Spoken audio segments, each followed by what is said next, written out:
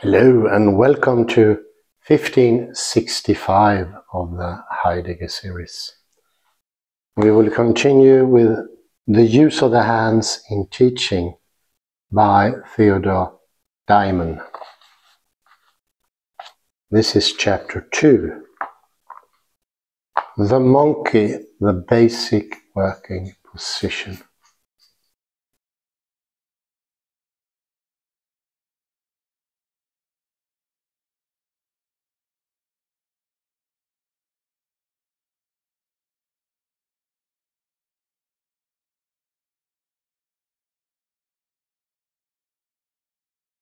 Monkey, as we already seen, is the basic working position for using our hands in teaching.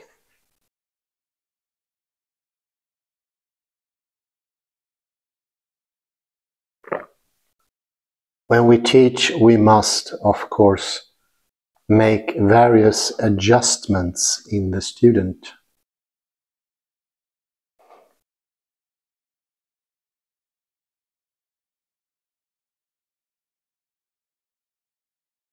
But real skill in using our hands comes not from manipulative skill, but from our own quality of direction.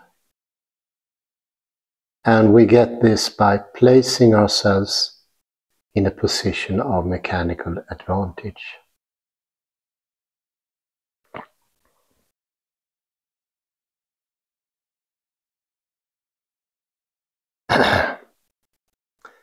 Putting our hands on our student and directing so as to bring about as much freedom and release in ourselves as possible, and conveying this quality to the student.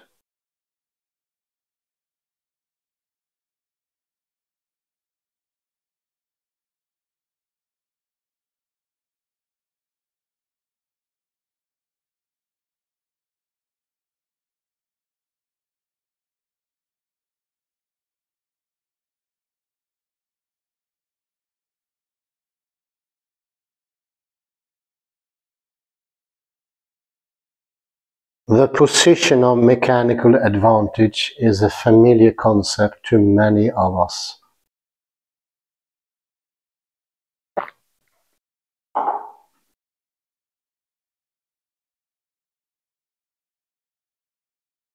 But nevertheless, it bears repeating why we use it.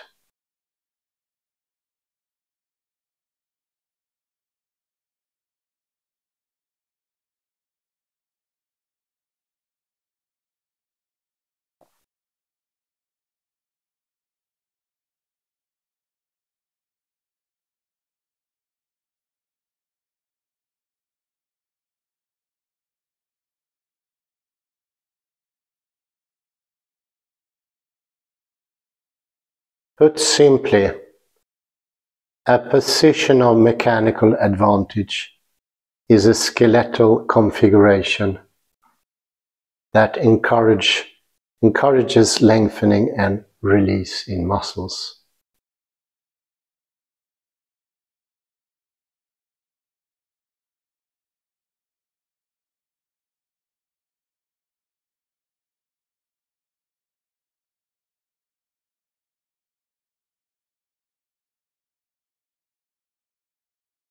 When, for instance, we lie in the semi-supine position with books under our head and our knees up,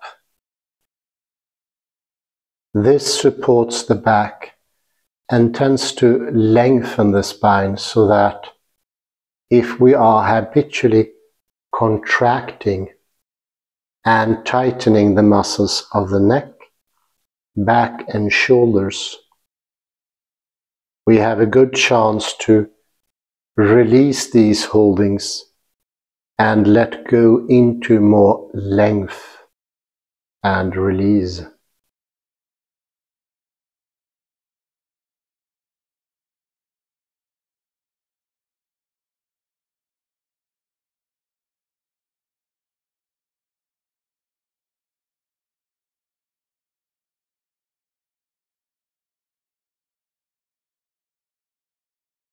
The semi-supine position, although extremely useful, is a passive position.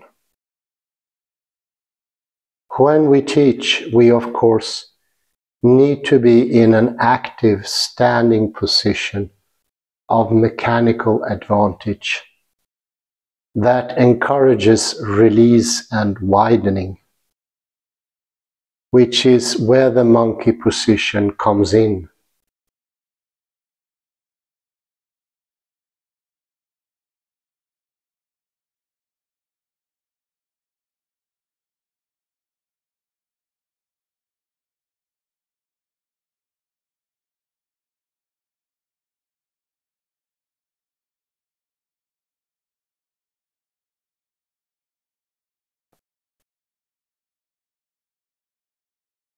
Standing in the fully upright posture is a complex balancing act.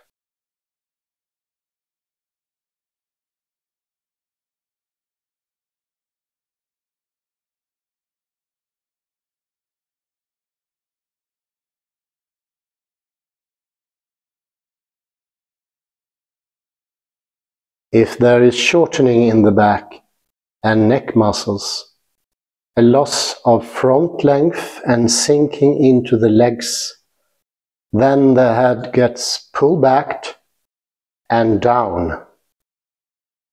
The whole thing gets stuck and everything compresses.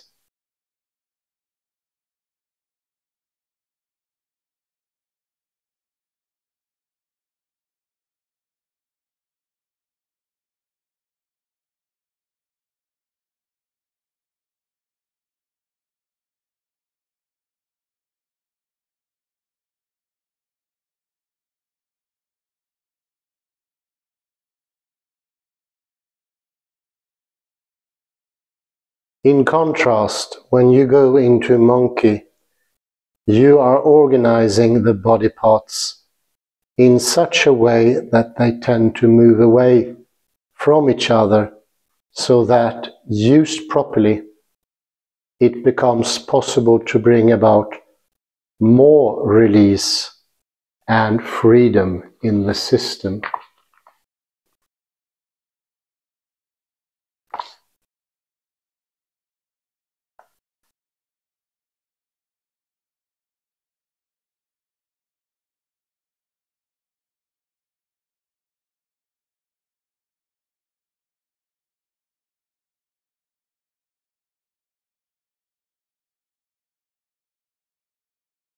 There are several components of the monkey position that make these improvements possible.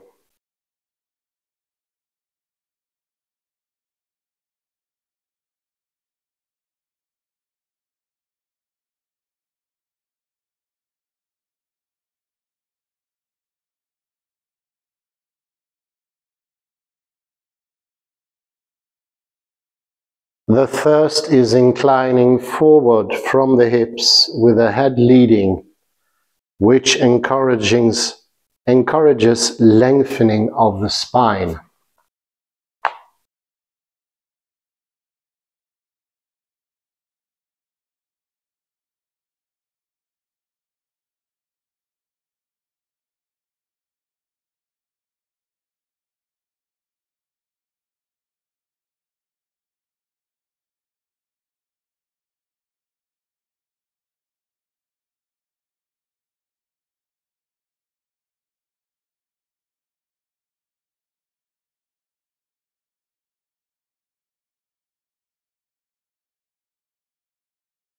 If we release the neck muscles, allow the back to lengthen, the head goes away from the pelvis. At the same time, the seat drops downward to allow the back to lengthen from the bottom end.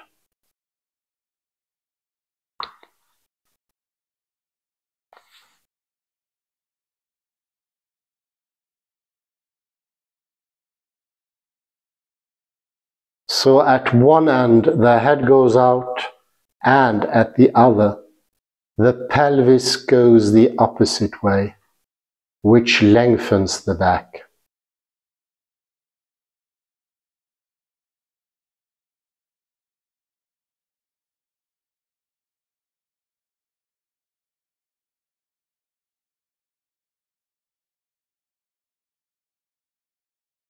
The second component of monkey is bending the knees.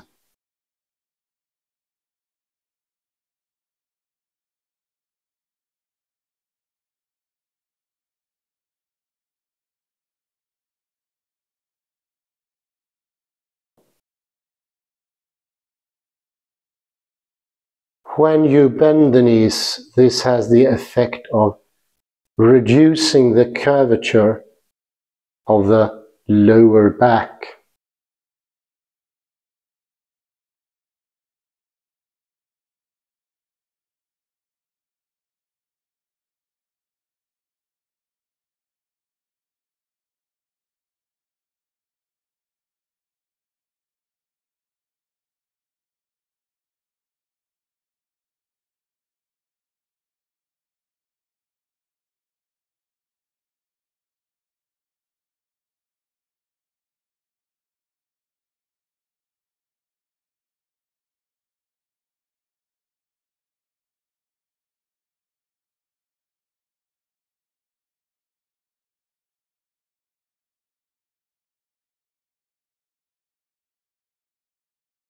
Many back books advocate bending the knees as a way of protecting the back. And although these approaches are simplistic and incomplete, the basic idea of reducing curvature and strain on the lower back is correct.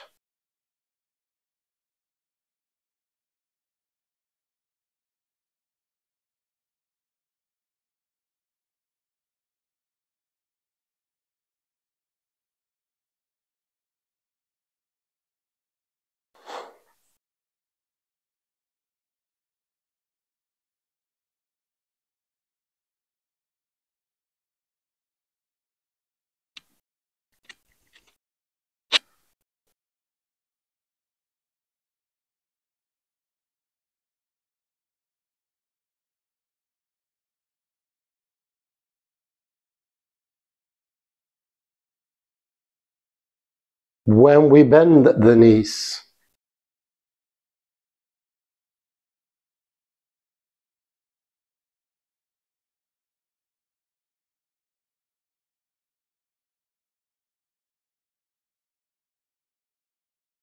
this allows the seat to drop downwards to allow the back to lengthen from the bottom end.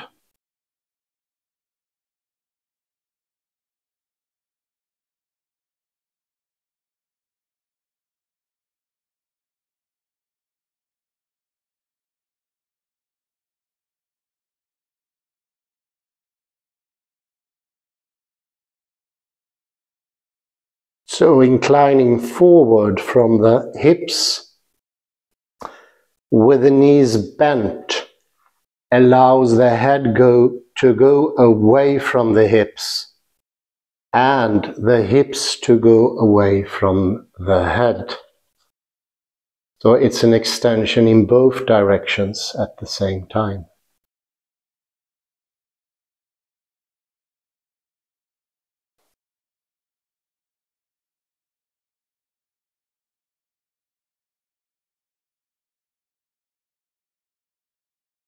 The third element of monkey is the opposition of knees and hips.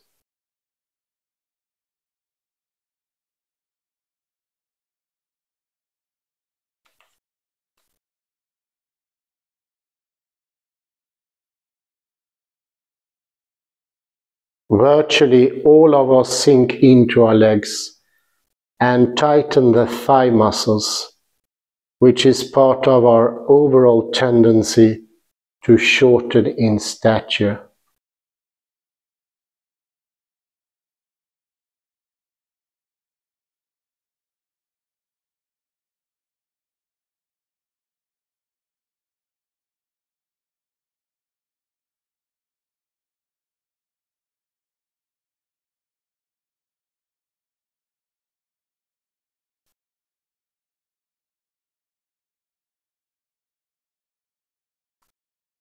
Performed properly, the monkey position creates an opposition between the hips and knees, which makes it possible to stop this shortening and to restore length in the thigh muscles.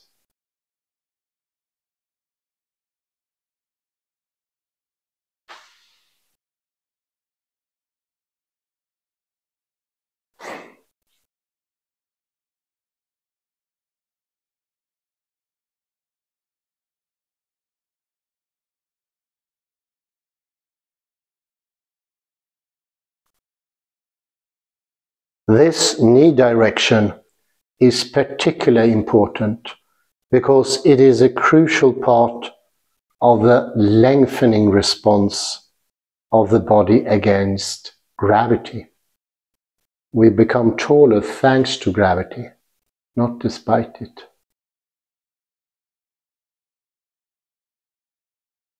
Which most of us have interfered with because of chronic tension in the inner thighs, hip flexors, and buttocks.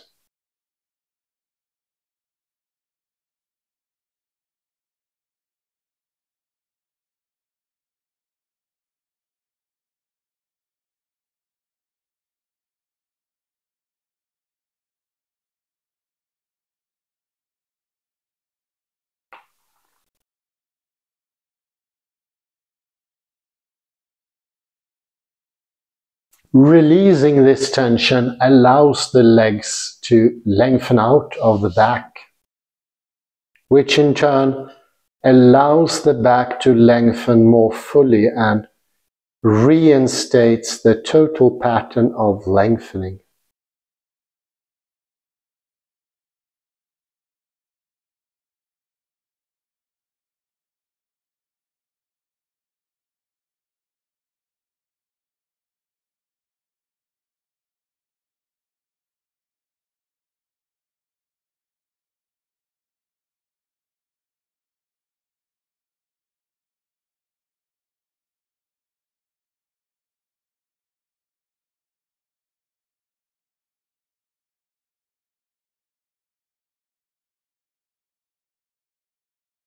Lengthening out of the back, which in turn allows the back to lengthen more fully and reinstates the total pattern of lengthening.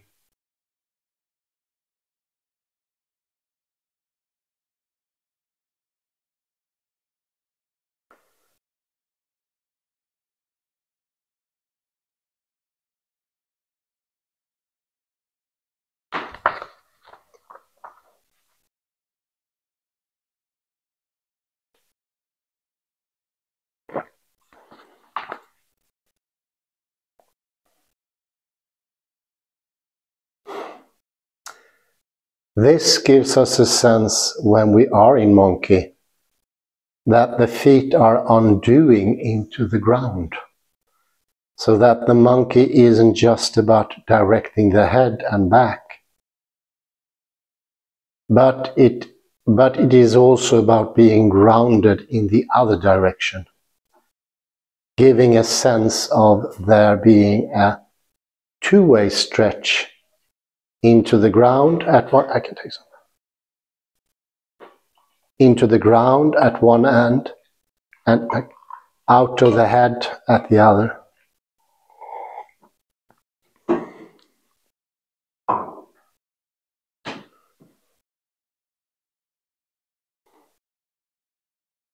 The fourth and often unrecognized benefit of the monkey position is that it places a demand on the extensor muscles of the back. When we are standing fully upright, the muscles of the back do not have to work very hard because all the body parts are stacked on top of one another.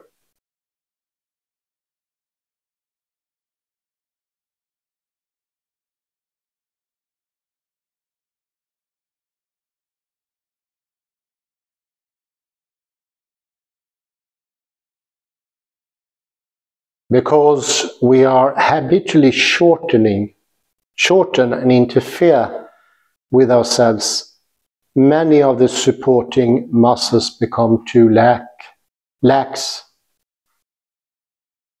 forcing us to overcompensate by tightening the wrong muscles and relying on ligaments to hold us up.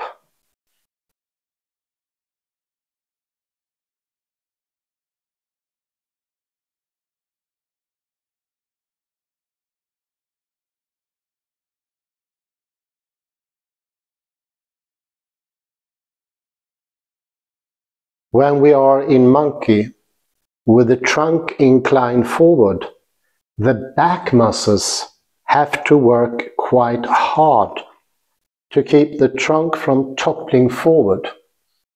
Sitting in the monkey, it feels like we're toppling forward. So these part of the muscles will be working extra hard.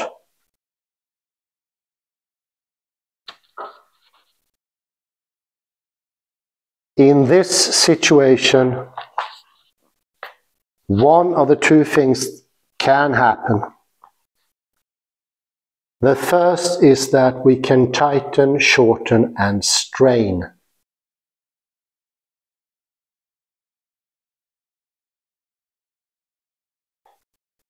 That is, of course, what most people will do in this position.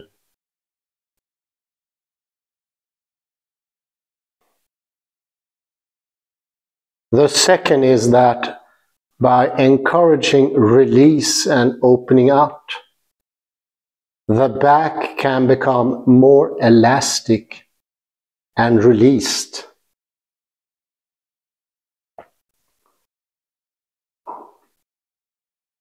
So that the workload is distributed over the whole of the back and the supporting muscles become more toned and elastic.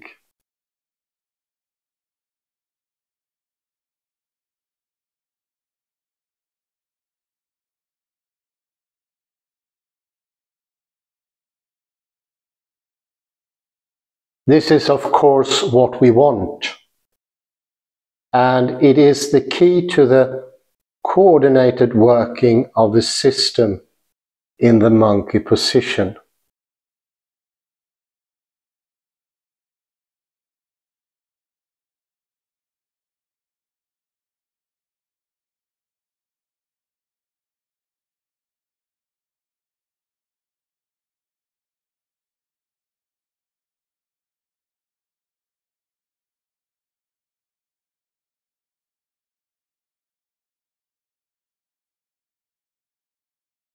By encouraging antagonistic action of the muscles, we produce a healthy, toned, elastic state of the musculature.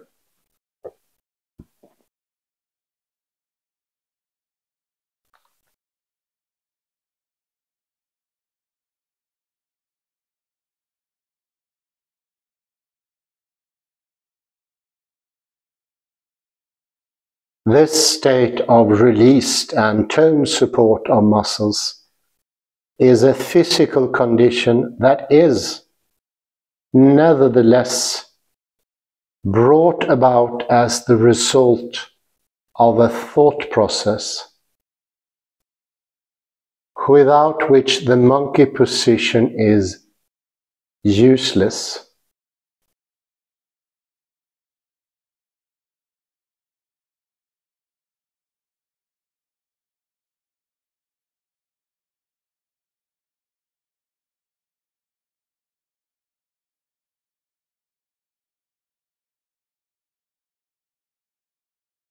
When we are able to direct effectively in this mechanically advantageous position, we bring about an elastic tone condition in the muscles.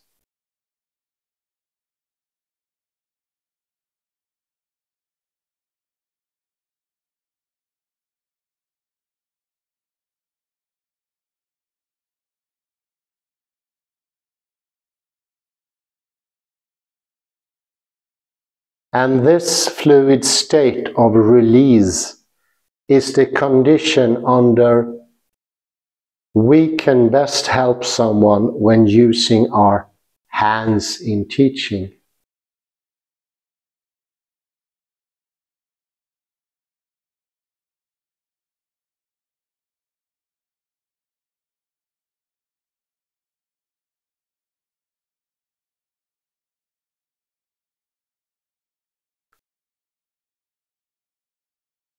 Before directing in the monkey position, however, we have to think about how to get into monkey.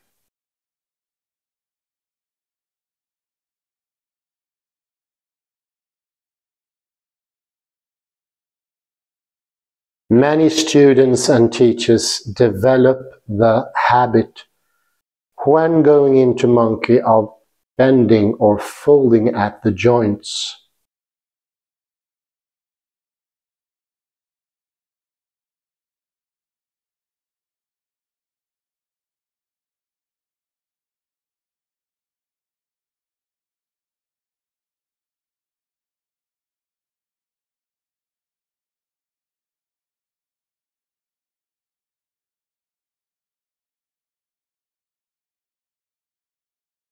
Pulling themselves downward to get into the monkey, and then directing for all they're worth, convinced that if they are in this position and work hard enough at thinking their directions, they will benefit.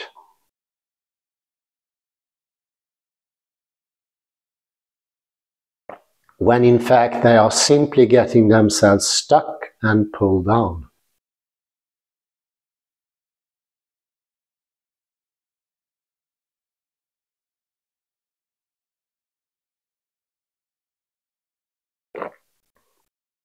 As a first step,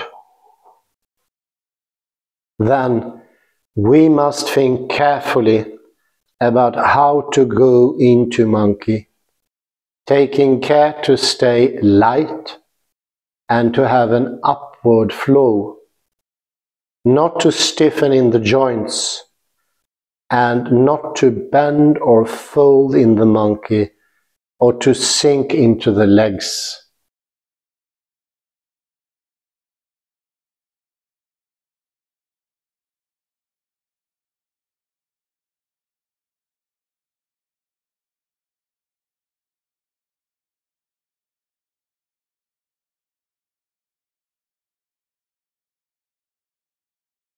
The monkey will then be free and light, and we will have a much better chance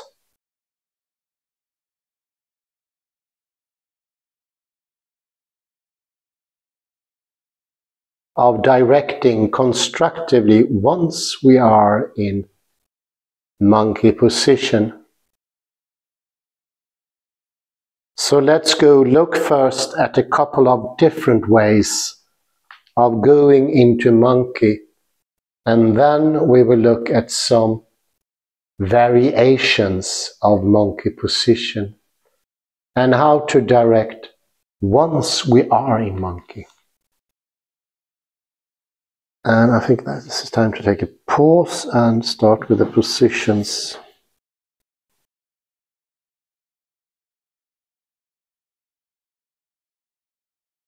Let's see if I can get my colleague into monkey by extending in both directions as suggested by the reading of Ted Dimon.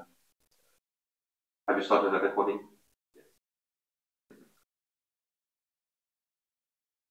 So, start. Yes. Hold it. Please. Just give me a second.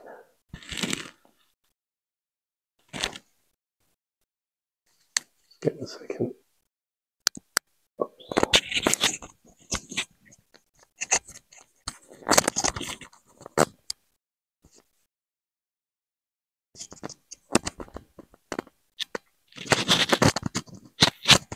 No, just do nothing. The Alexander technique is about releasing, not specifically do something. And the monkey is one of these non-doing, so to speak. So you can imagine you are doing things all day, and what we want now is a double direction. One going that way, and the other one going from the hips. And I mentioned previously that the monkey can encourage the directionality out of the hips. But first, to see if we can find the balance of the head. Let's see here. I need first to take care of myself, which is the most important. Will not be able to give any help to anyone else if I am out of sync, out of balance. So think of a little drip slowly drizzling over the nose, the ridge of your nose. Then a smile at the nape of your neck here. That usually already starts to release the locking mechanism of the head. And this is one of the reasons Alexander called that the primary control. The release makes all movement possible.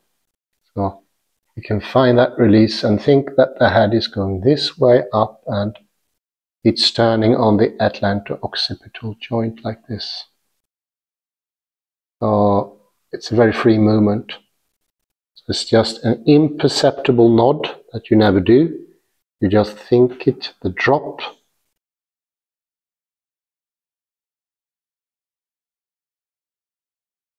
Will cause the head to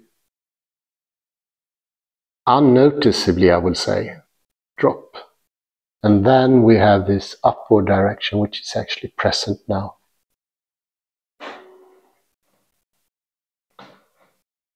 We combine that with a lengthening of the spine and a widening out to the shoulders.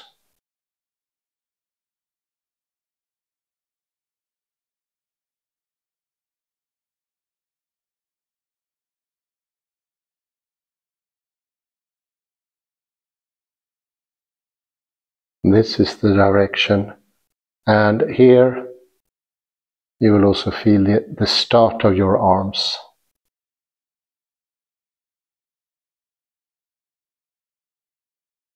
Now you can add a direction of the knees forward, through the very center of the knees, going into the direction of your eyes.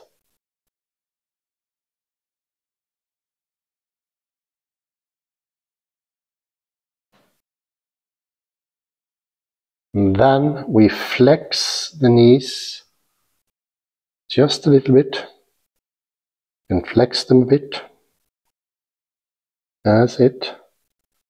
And we see if we can lose that hip as to tilt you imperceptibly forward like this.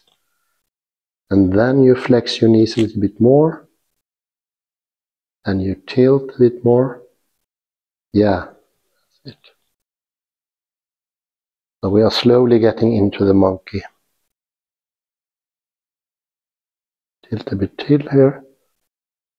And feel that there is a direction going into the ground as well from your hip. So it's a widening in both directions. And this is not counter-gravity. Gravity helps here.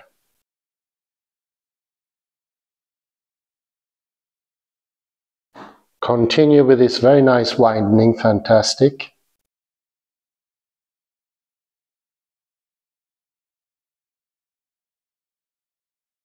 Let's see here, I can go a little bit further down, yes.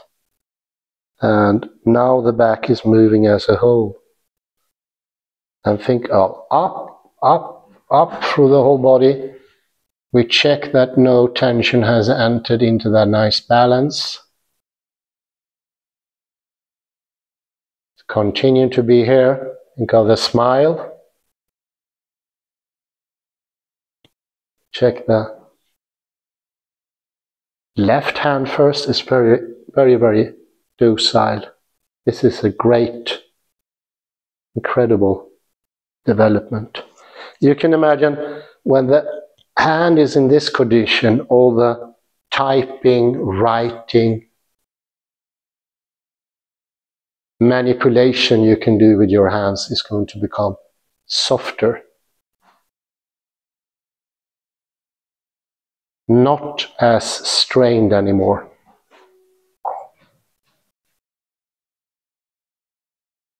Actually, I would say they've become more delicate.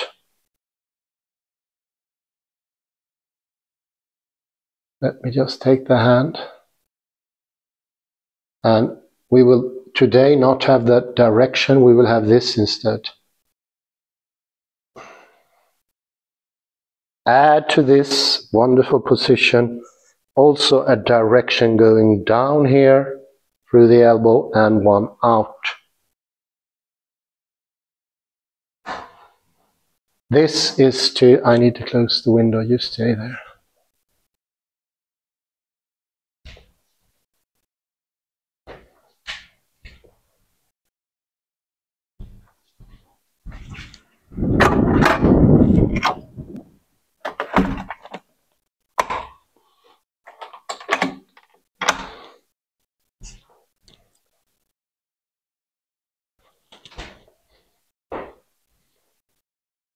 So while I'm out here, I can see he's extending. So what perpetually is happening here while he's directing himself is the extension.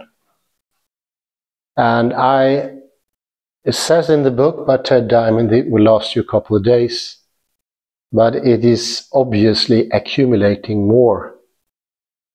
So this is the fourth layer we're putting on this.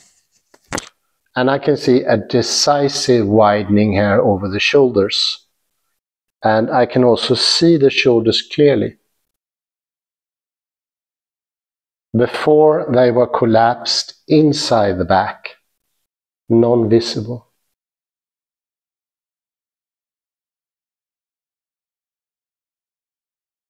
They have become more clearly defined.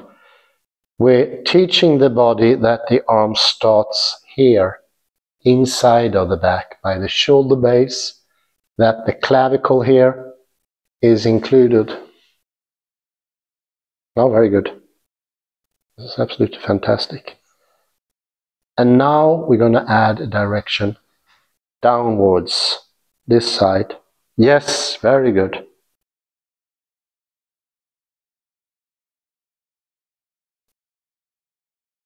And you can think of the fingers going downwards, downwards here. That can stay there. Very good, very good.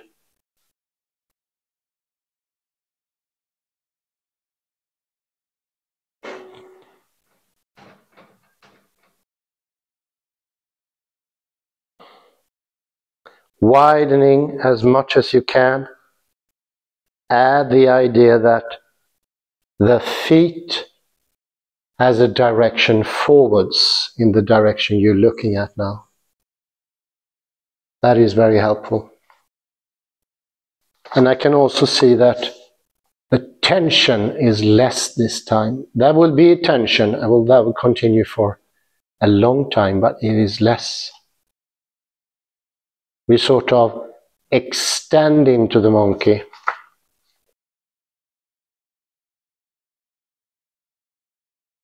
In the beginning, it will not be a positive experience when it comes to relaxation. Continue widening. Lengthening. And I check, there's bound to be nothing almost.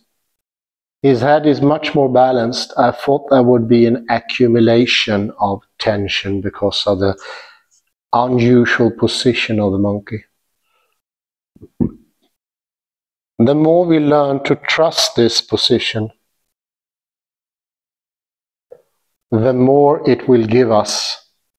And we have already this nice broadening of the shoulders and lengthening at the back. This direction up. And you can come out of the shoulders. You can come up. Yeah. Widening, yeah. Good. Really wide here. Your arms down, and I'll let you relax for a while.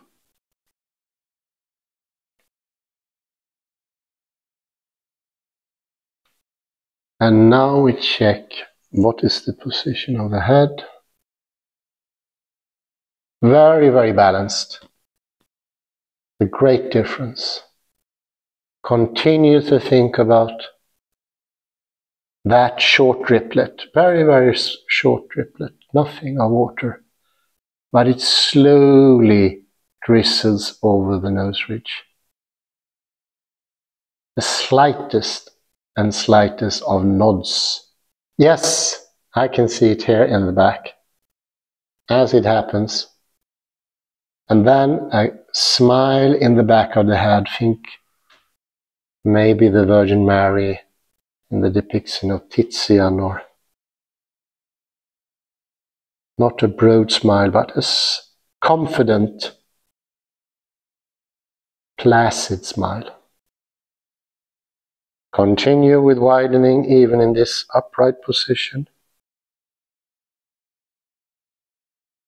And start feeling that you're coming out of your ankles as well, because I can see that you are doing that. We usually hold ourselves in the ankle.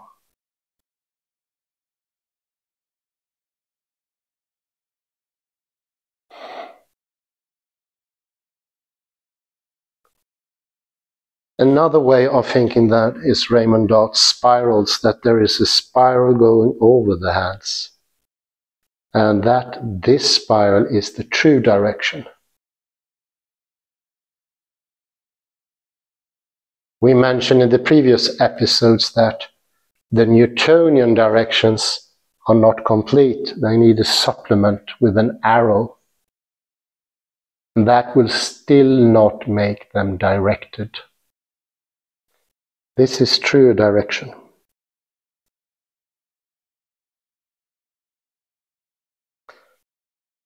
Since this was such a nice working, I will try to do the monkey once more.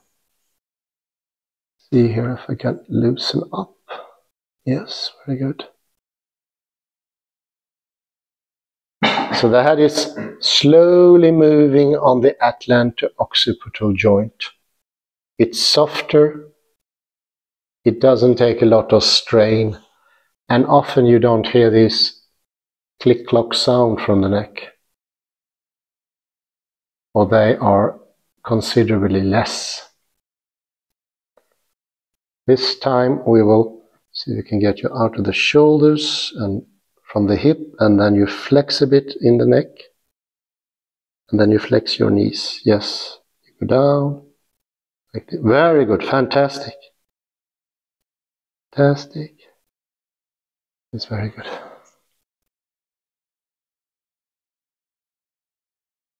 Wow. Second monkey.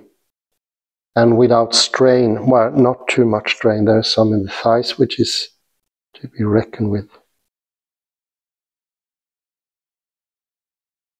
It's just fantastic. Almost nothing of intention in the hands, which is very good. They are free to do whatever they want.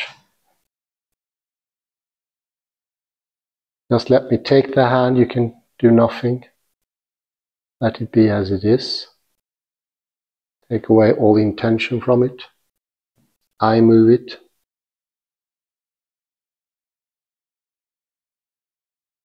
You're coming much more out of the hips this time than last. maybe this spiraling idea is helping. You can think of your whole body as a spiral, spiraling out of the hips, and there is another spiraling action going downwards. It's called the double helix, very close to the DNA that we mentioned earlier.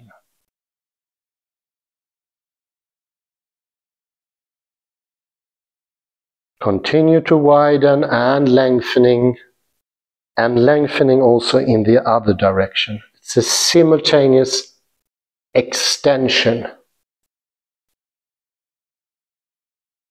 We want it to happen in all directions at the same time, and that will enforce it.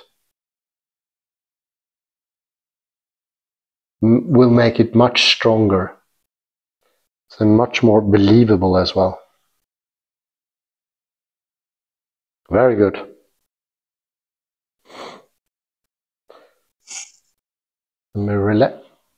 Miraculous for that short time we'll be doing this. 10 minutes every time. So I will take you slowly out to the monkey. Let's take the hands in here. So this will reconstitute his body movements. So whatever he does, he will have greater integrity, unity of body. As I said, it's bringing in the whole thought system. What's around us, what's above us, behind us, all part of the extended awareness. You can come up out to the knees, out to the hips, and continue to come up here, lengthening and widening. Absolutely fantastic. Thank you very much. And I end here. Thank you to Ted Dimon as well. Bye-bye.